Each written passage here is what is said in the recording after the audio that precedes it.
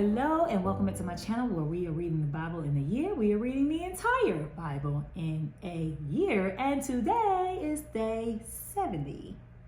Well, day 70 should have been yesterday, but like I said, we're playing catch up. And we're always playing catch up, seems like. So I'm not gonna make that promise that like this is it. I'm not. I'm just gonna, if I do it, I do it. But I'm not gonna keep making that promise or whatever that, hey, I'm gonna catch up. But it is highly important that I do, and I get my stuff together and make sure I'm on here. But anyway, day 70. So today we're reading Matthew 13, 24 through 58. Okay, and then there's more parables. And then Leviticus 19. And then we're not doing Proverbs because I did that on the last video so that I can just move through quickly and not just move straight through. Because, yeah. So, Matthew, I say 13, 24 through 58. So, the parable of the weeds among the wheat. So, he put before them another parable. The kingdom of God may be compared to someone who sowed good seed in his field, but while everybody was asleep, the enemy came and sowed seeds among the wheat, and then went away. So when the plants came up and bore grain, the weeds appeared as well. And the slaves of the householder came to say to him, Master, did you not sow good seed in your field? Where then did these weeds come from? He answered, an enemy has come and done this. The slave said to him, do you want us to go and gather them? But he replied, no, for in the gathering of the weeds, you would uproot the wheat among with them. Let both of them grow together until the harvest. And at the harvest, I will tell the reapers, collect the weeds first, bind them into bundles to be burned, but gather the wheat until my barn. The parable of the mustard seed. He put before another parable. The kingdom of heaven is like a mustard seed that someone took and sowed in his field. It is the smallest of all the seeds when it was grown, and it is the greatest of shrubs and becomes a tree, so that the birds of the air come and make nests in its branches. The parable of the yeast. He told them another parable. The kingdom of heaven is like yeast that a woman took and mixed with 3 measures of flour until all of it was leavened. The use of parables. Jesus told the crowds all these things in parables. Without a parable, he told them nothing. This was to fulfill what had been spoken through the prophet. I will open my mouth to speak in parables. I will proclaim what has been hidden from the foundation of the world. Jesus explains the parable of weeds. When he left the crowds and went into the house, and his disciples approached him, saying, explain to us the parable of weeds in the field. He answered, the one who sows the good seed is the Son of Man. The field is the world, and the good seed are children of the kingdom. The weeds are the children of the evil one. And the enemy who sowed them is the devil. The harvest at the end of age, and the reapers are angels. Just as the weeds are collected and burned up with fire, so will it at the end of age. The Son of Man will send his angels, and they will collect out of the kingdom all causes of sin and all the evildoers, and they will throw them into the furnace of fire, where there be weeping and gnashing of teeth. Then the righteous will shine like the sun in the kingdom of their Father. Let anyone with ears listen. 3 parables. The kingdom of heaven is like a treasure hidden in the field. When someone found it, hid then in his joy he goes and sells all that he has and buys that field. Again, the kingdom of heaven is like the merchant in search of fine pearls. On finding one pearl of great value, he went and sold all that he had and bought it. Again, the kingdom of heaven is like the net that was thrown into the sea and caught fish of every kind. When it was full, they drew it ashore, sat down, and put the good into baskets and threw out the bad. So it will be at the end of age. The angels will come out and separate the evil from the righteous and throw them in the furnace of fire, where there will be weeping and gnashing of teeth. Treasures new and old. Have you understood all this? They answered, yes. Then he said to them, therefore every scribe who has been trained for the kingdom of heaven is like the master of the household, who brings out of his treasure what is new and what is old. When Jesus had finished these parables, he left that place. The rejection of Jesus at Nazareth. He came to his hometown and began to teach the people in their synagogue. So they were astounded and said, where did this man get this wisdom and those deeds of power? Is not this the carpenter's son? Is not his mother called Mary? are not his brothers James and Joseph and Simon and Judas?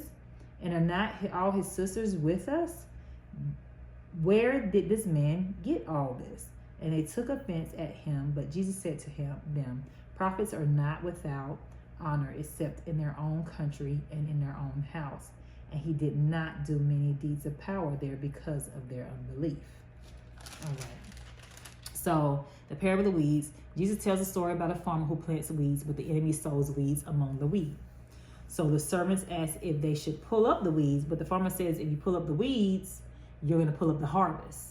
Let them grow together, but and then when we harvest it, we'll separate the good from the bad. So the field is the world, the good seed are the children of God's kingdom, and the weeds are the children of the evil one. So you're mixed in with people who are unbelievers, and you're mixed in with people who who want to do the will of God.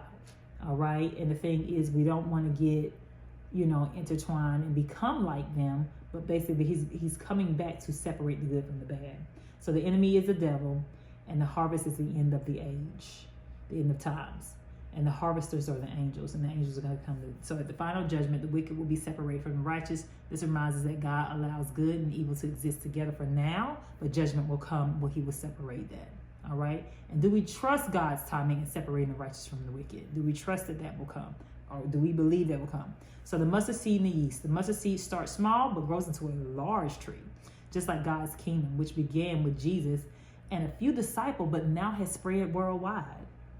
All right.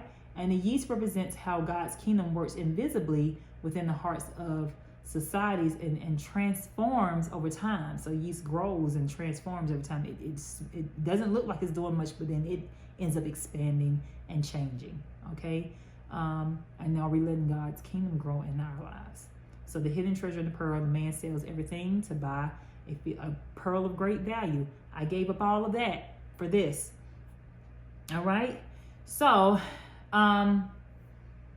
do we treasure everything that God, do we treasure God's kingdom above everything else?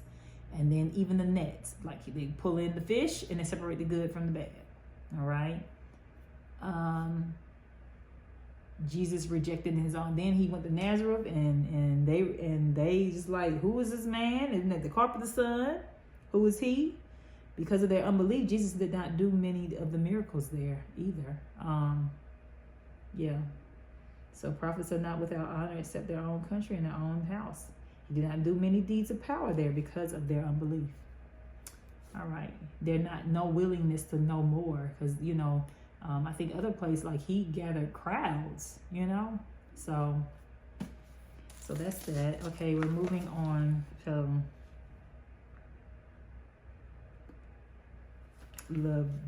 Leviticus 19. All right.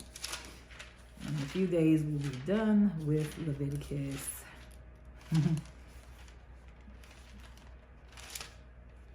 We got 8 more days. The Lord spoke to Moses, saying, speak to all the congregation, the people of Israel, and say to them, you shall be holy, for I am the Lord your God. I am holy. You shall revere your mother and father. You shall keep my Sabbath.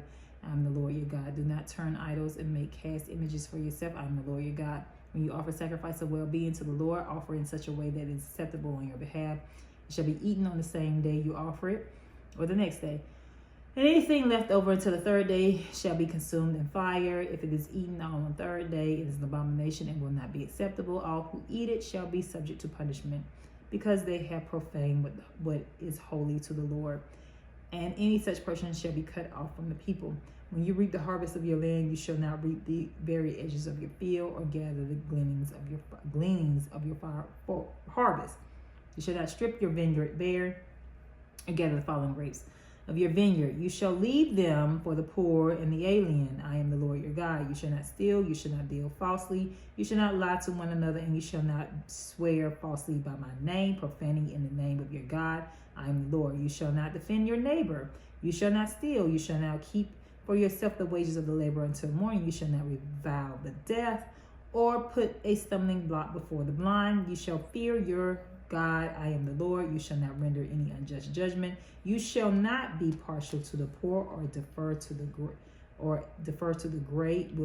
With justice you shall judge your neighbor. You shall not go around as a slanderer among your people, and you shall not profit by the blood of your neighbor. I am the Lord. You shall not hate in your heart any one of your kin. You shall reprove your neighbor, or you will incur guilt yourself. You shall not take vengeance or bear a grudge against any of your people, but you shall love your neighbor as yourself. I am the Lord.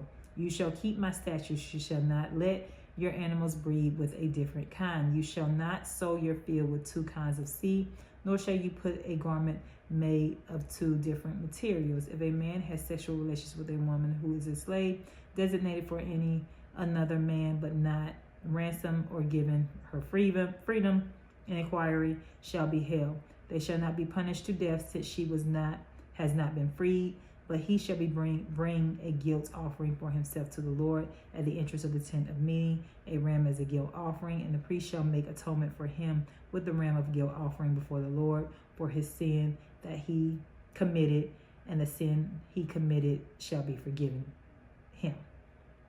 When you come into the land and plant all kinds of trees for food, then you shall regard their fruit as forbidden. 3 years it shall be forbidden to you. It must not be eaten. In the 4th year, all their fruit shall be set apart for rejoicing in the Lord. But in the 5th year, you may eat of their fruit, that their yield may increase for you. I am the Lord your God. You shall not eat anything with its blood. You shall not practice augury or witchcraft. You shall not round off the hair on your temples, or mar the edges of your beard.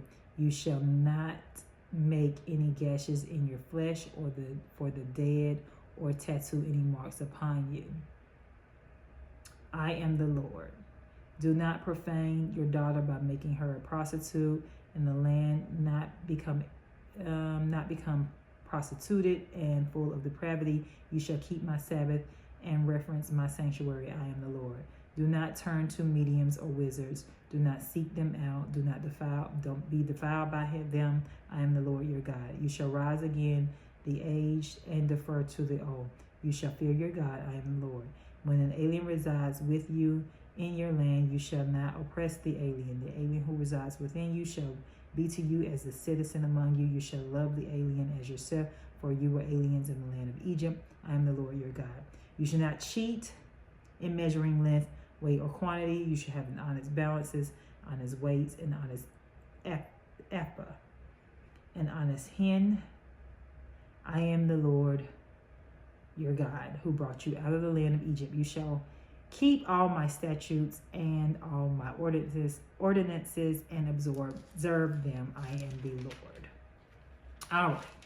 So that ends today's lesson. Leviticus 19. So he calls, the Israel to be holy as he is holy. Practical commandments. To me, all of them are practical commandments. Respect for parents and the Sabbath day, avoiding adultery, honesty in business, okay? And loving, that's 11 through 13, honesty in business. That's what he's talking about there. You shall not steal. You shall not deal falsely. You shall not lie to one another. The weight on your scales should be fair. Don't try to, deviate it or anything like that.